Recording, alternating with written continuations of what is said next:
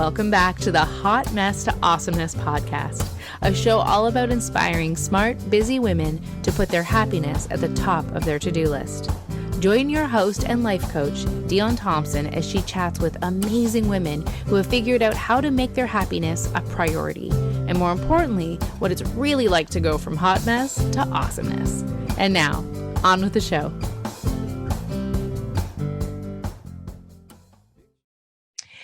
Welcome to the break that every busy woman deserves. So for those of you who are watching on the replay, we just listened to a beautiful musical meditation, if you will, and it is in the email where you got this link. And so I strongly suggest that you hit pause here and then have a listen to that before we get going today. It was very grounding and beautiful, and I'm super grateful for Melanie for having shared this song with us and us having the opportunity to listen to it together. So the lyrics will also be there for you to read and enjoy. A beautiful reminder to follow the sun.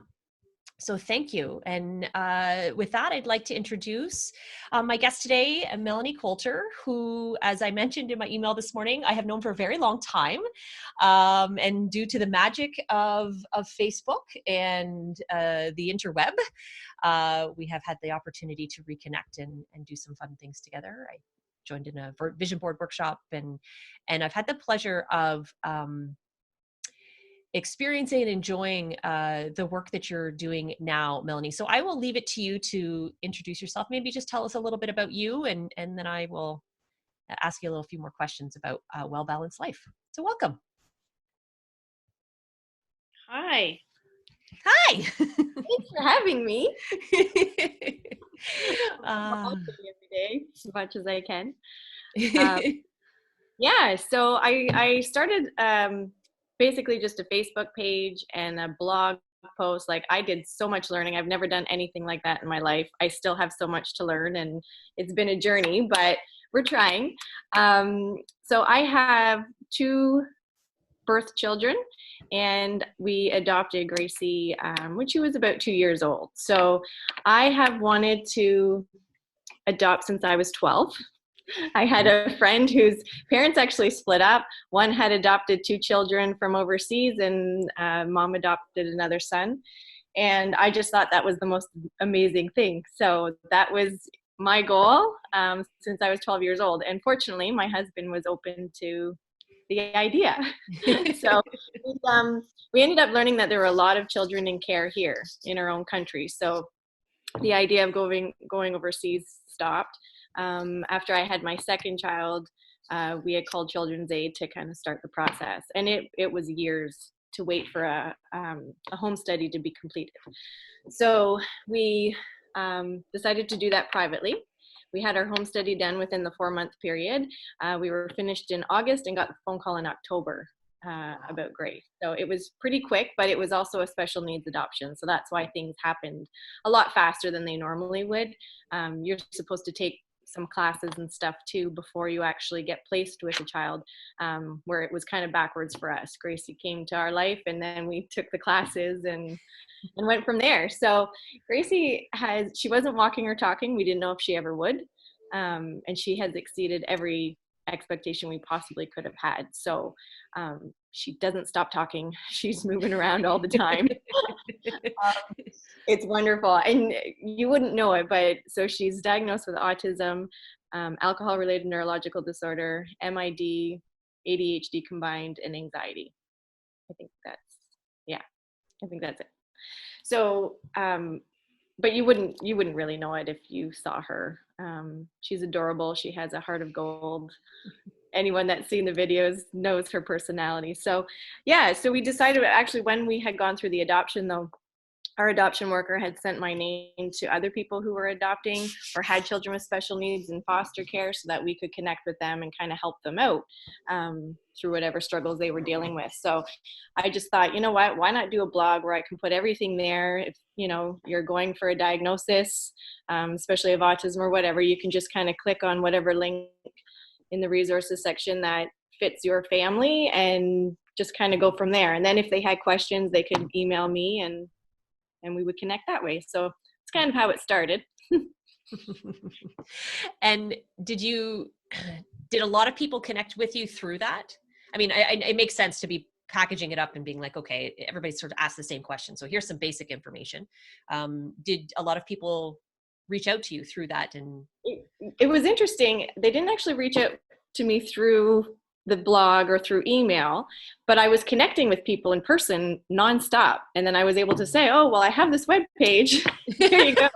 To the point where I feel like I should maybe get some business cards just to say, not a business, but a card that has the website to say, here you go. Yeah. So it was really interesting how I was amazed. I mean, people had been in touch with me, through our adoption worker or through friends or just people that I knew who had children that have special needs. And but after that, I was just meeting so many different strangers, at the kids' school or on the street, or it was meant to be that we connected in some way. And then I was able to say, here you go. So no, it's been good. I think the videos have helped a lot of people too. I'm not a very tech person. And so life is very busy. I work full time and have 3 teenagers, and all 3 are dealing with their own stuff that they need help, with some guidance there. So when things don't work, when it's not easy, the technical aspect of it, we just we haven't done many videos in a while. So yeah. So tell us a little bit more about I've seen the videos and I've seen some of Grace's stuff, and it's just like heart burst. It's awesome. And so tell us a little bit about what Well-Balanced Life is, why you created it as it is, and kind of what do you guys do in those videos, and what do you share, and a little bit maybe about why you both feel it needs to be out in the world. Well, the Well-Balanced Life started let's be honest, what is balance, right? Like I ended up finding a quote. So I follow this yoga girl, Rachel Brathen. I don't know if many of you have heard of her, but she has this quote, and that's actually why I named it Well-Balanced Life. So if you don't mind, I'd like to read that to you just because it's absolutely. Yeah. So balance is the key in everything you do. Dance all night long and practice yoga the next day. Drink wine, but don't forget your green juice. Eat chocolate when your heart wants it, and kale salad when your body needs it.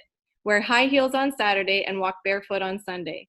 Live high and low, move and stay still. Embrace all sides of who you are. Be brave, bold, spontaneous, and loud, and let that complement your abilities to find silence, patience, modesty, and peace. Aim for balance. Make your own rules and follow your own path.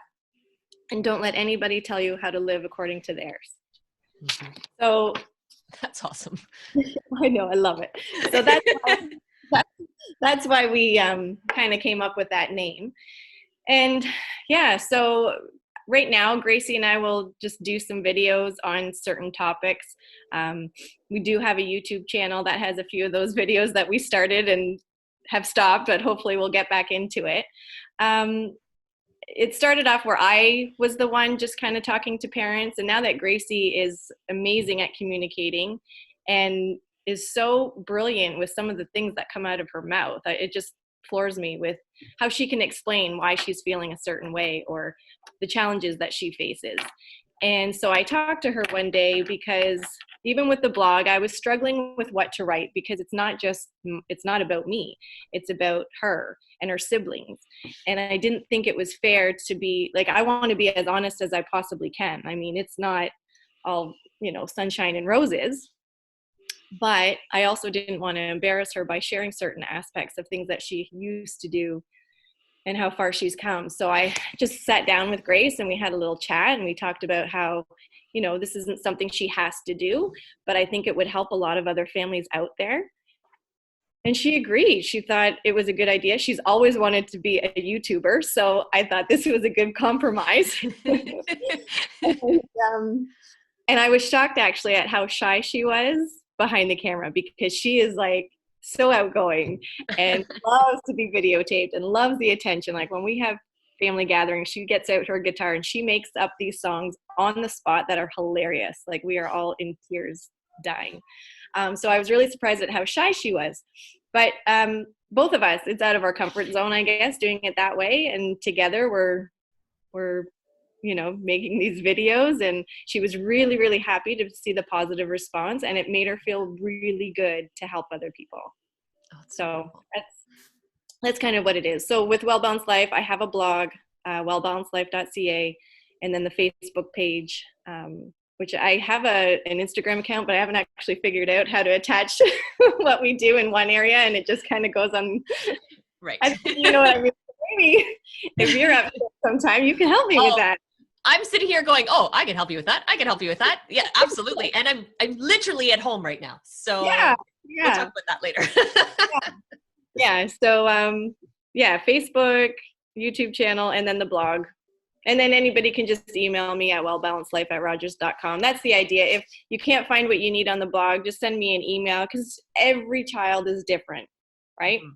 And every household is different. So it's really hard to give advice in general, to the public when you're dealing with something very specific to your own lives. So absolutely. And I wanted to say that, so being an observer of the videos and your posts, and you're so open and kind and transparent. Like, I don't have a clue what I'm doing, but here you go. And if you see it in a variety of places, sorry, like, okay.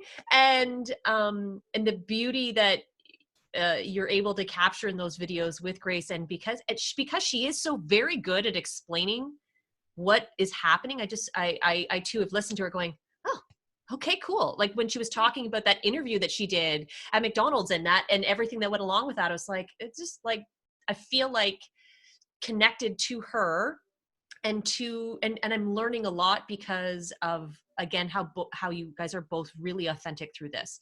And I think that lends itself to why your human connections are way more about how people are, asking questions and gaining information from you, is because really, whether it's, it doesn't really matter what it is, people go with who they know, like, and trust. And so even if they did see your stuff, they are still going to go look for Melanie in real life.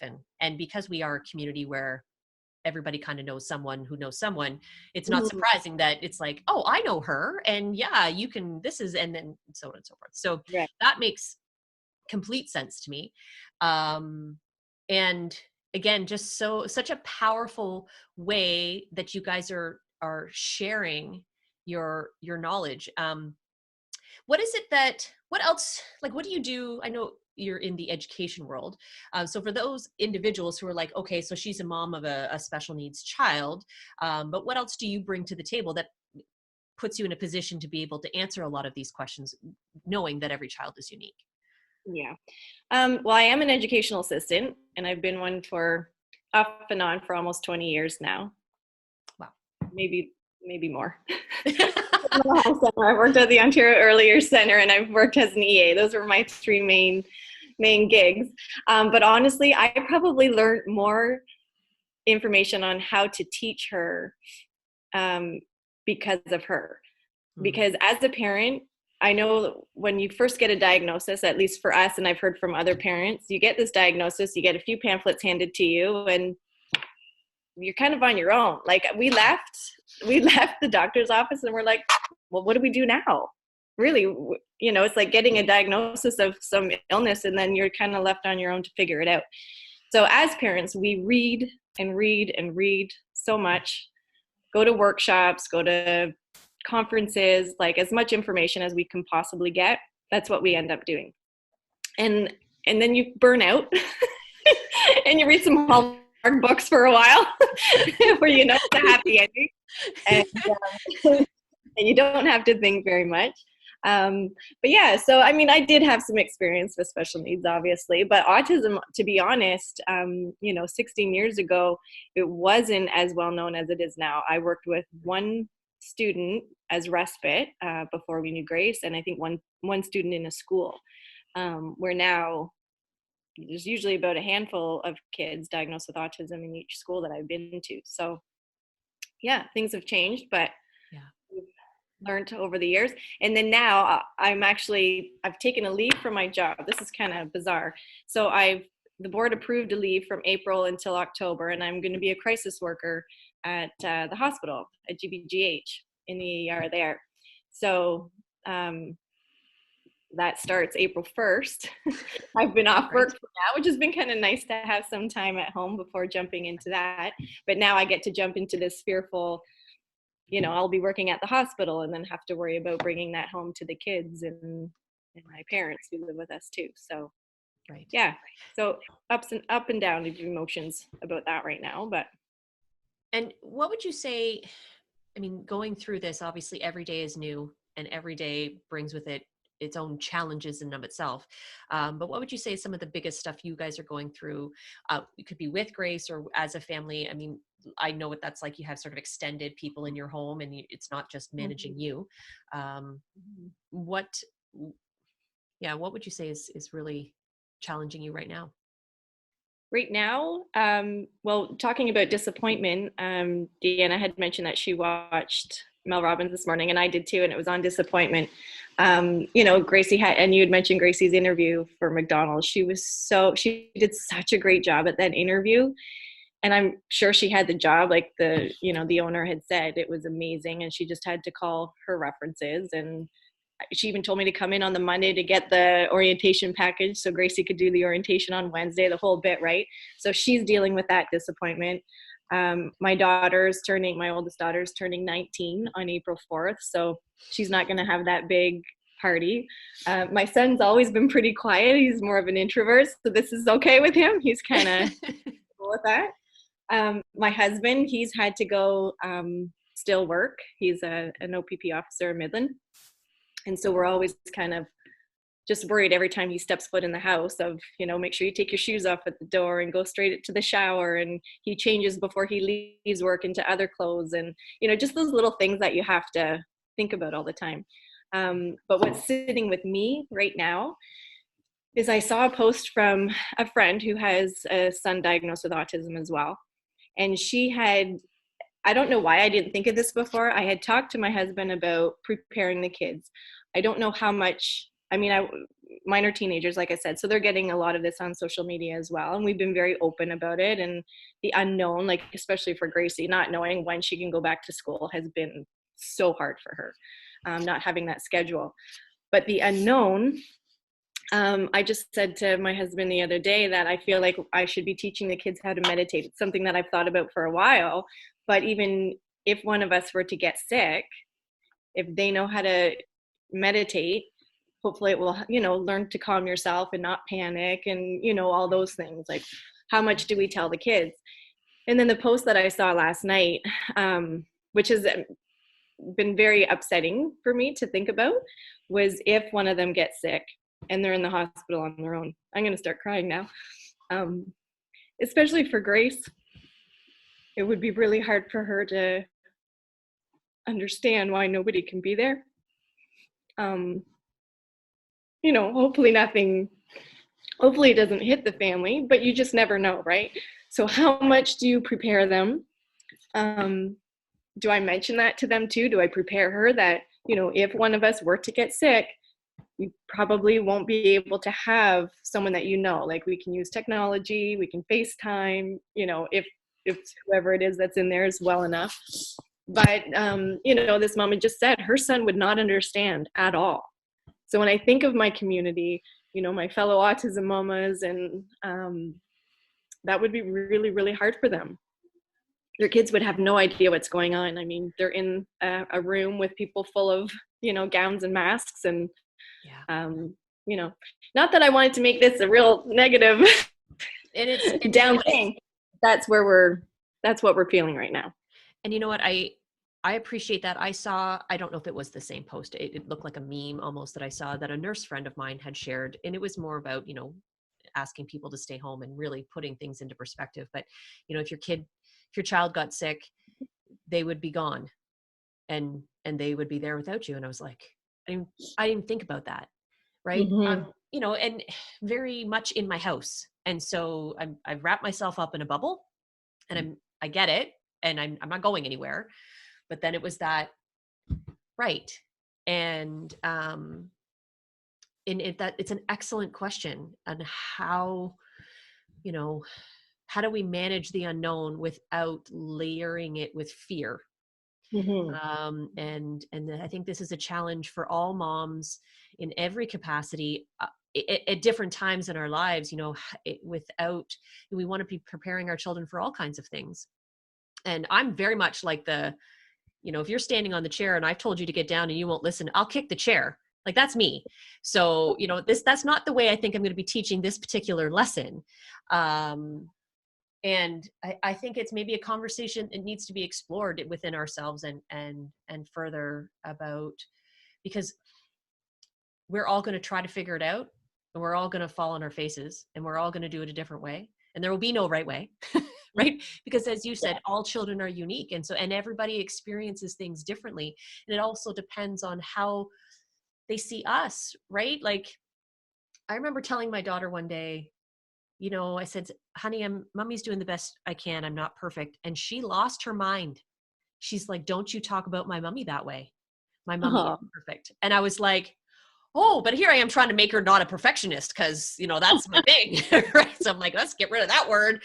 And then, but how we don't know how they're experiencing the world and what their model of the world is. And we all are, again, just doing the best we can. And so I think I appreciate that you shared that, because I think it's something that, and not to be scary, but in community, it is something that maybe we want to be thinking about it, and maybe and to extend to our partners, and to extend to our parents, and to, so at the same time, I saw a post from a friend who said that she saw some elderly people on the street, and they were like, I got my flu shot. What are you talking about? Everything's fine.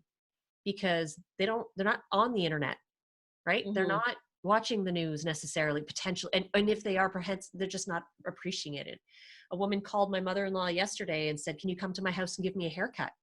And she said, no, what are you talking about?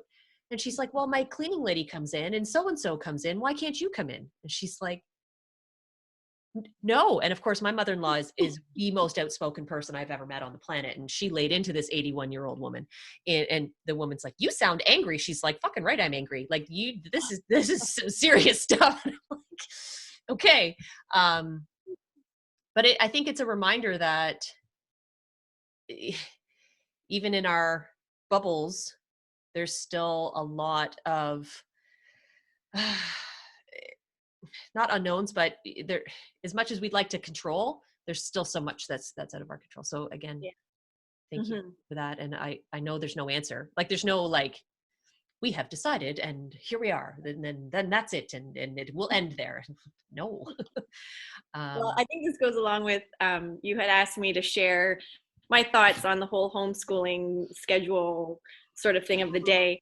And I know a lot of our kiddos with well-balanced life, schedule, routine, that's very, very important for them. But the only thing that we schedule is our meal times. Breakfast is at this time. Well, if they wake up, she's actually sleeping in now, but breakfast, snack, dinner, snack. So that at least there's some consistency, there's some sort of routine. And then in between, we are going with the flow. Not everybody can do that. Some people, even parents, might feel like they need a schedule, and that's okay. But I think it's important to be a little fluid with that and know that, this might go over this time and whatnot. And honestly, the whole homeschooling piece, I really feel that if you're just reading with your children, playing games, doing chores, learning how to tie your shoes, listening skills, all those things are so much more important than the academics right now.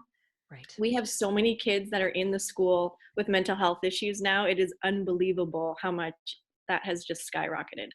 And some don't have food. Like, on a daily basis, we're feeding children. I'm helping a child wash himself and change into clean clothes and to start the day. And I really don't know how they learn in a day when they're dealing with all this other stuff at home. Right. And really, if their mental health isn't in a calm state, it's really, really hard to learn. And we don't know our kids hear us talk. Gracie too has the supersonic hearing, so probably she's up again, but they hear you talk, even when you think that they're not listening. Yeah. They're always listening. I know. And so, and just the feelings that we have, the energy that we give off, I feel that they're sensing that, and who knows what they're understanding and what they're not understanding and what their fears are, and maybe they don't have fears at the moment, and that's wonderful.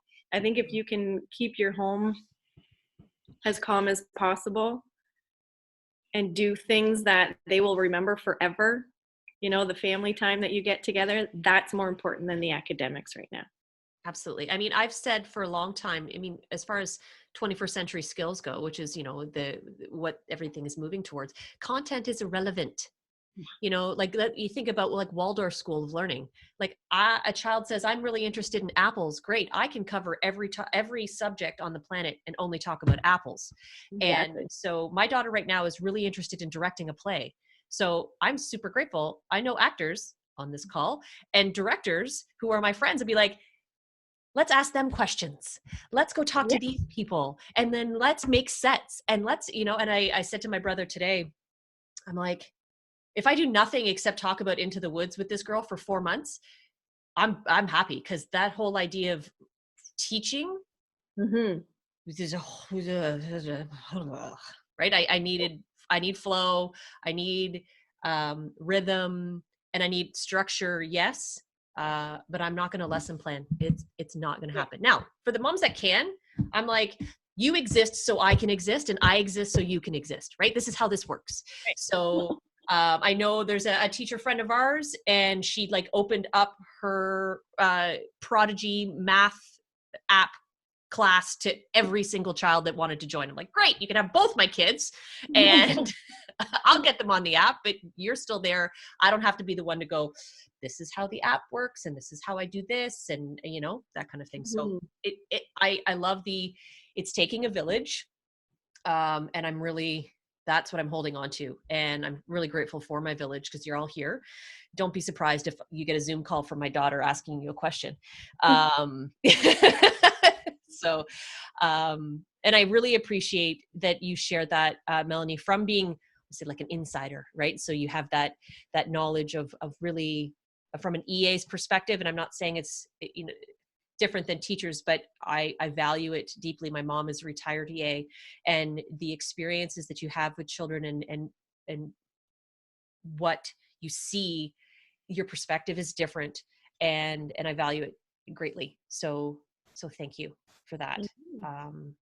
Yeah, I'm grateful for having you here with us today. And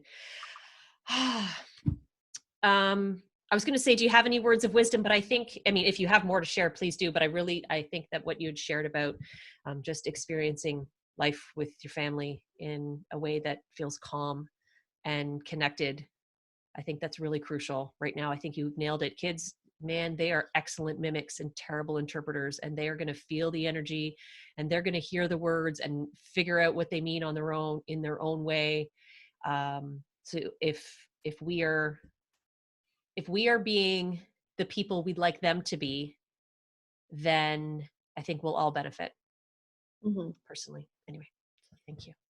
Absolutely. No, I don't really have much more to say. I mean, I could talk and talk and talk depending on what you want to talk about. The one thing that I will say is what we started since Gracie was a baby, well, all my kids were babies. We started this thing called special time, and it's one-on-one time, or both parents with one child, because Gracie, I mean, it was meltdown city when she was younger. So we really had to think about the other two and what they were going through, and just give them some space. And because we were spending so much time dealing with meltdowns or going to doctor's appointments, whatever it may be, we wanted to make sure to give that time with her. And I always recommend that to any parent, special needs or not. Emma's gone to see the Nutcracker with her dad every single year for 15 years. And then, we've done a bus trip to New York, and they don't have to be big things. Sometimes we would go to the library with them. We'd go out for dinner. We'd go get an ice cream. We would just have that one-on-one time. And I completely cherish that. And I think it's good to be able to open up those conversations with the siblings and how they're feeling, and, what they're going through. I think that's brilliant. My husband and I, we call it date day, and we just trade off kids, right? So I get this one, and then he gets that one, and back and forth. Yeah. But I also recognize with my children, especially, like when Addie is in a certain way, I'm like, I will find Dave and say, she needs you now, because Dave they are very similar in how they process their emotions. And I recognize that I'm not always the parent she needs, and vice versa. Right. So when we know that they're struggling, to be able to say, okay, it's date day and you're going to do something with daddy today. And it becomes this thing where there's a lot of positivity, but yeah, you can take those opportunities to have those conversations and like, how are you and what's going on? And however you frame it up for a kid so that they actually talk to you. And how Dave does it with Addie, I have no idea. So I think that's a really valuable tool. And when Dave was working nights, it's not like they were super common, and this can be something at any point. It could literally be you're at one end of the house with one kid and I'm at the other end of the house with the other kid. Mm-hmm. And right now, depending on the age of your children, but I'm noticing that my kids, they're together all the time. And now they like each other, which is lovely, but not all the time. Right. So I've spoken to my mother-in-law and to Dave, and I'm like, we really need to be the grownups here and recognize when there needs to be a preemptive diffusing, because it's not, they're entitled to private time and not have to hang out with each other and not have to play with each other because mommy's busy or whatever.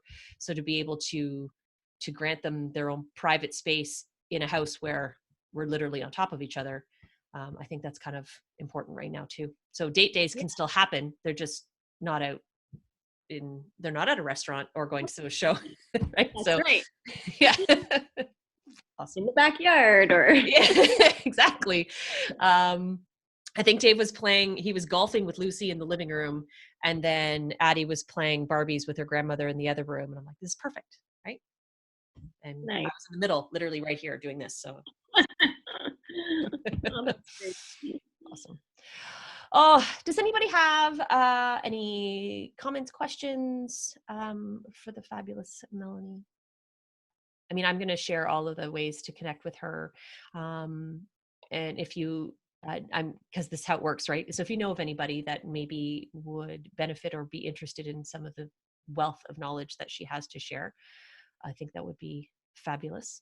And yeah, and I'm super grateful that you have been with us for the week now, and sharing in our energy, and thank you. And thank you for showing up and being the voice for so many that don't often have that capacity. And I think now these are challenging times, and even for parents that, if their child was special needs in any way, but now being home 24/7, it shifts things. So it's nice to know that there are resources available. So thank you. You're welcome. Awesome. Thanks for tuning in. Hope you enjoyed the show. Join Dion again next week to learn more about what you can do to go from hot mess to awesomeness.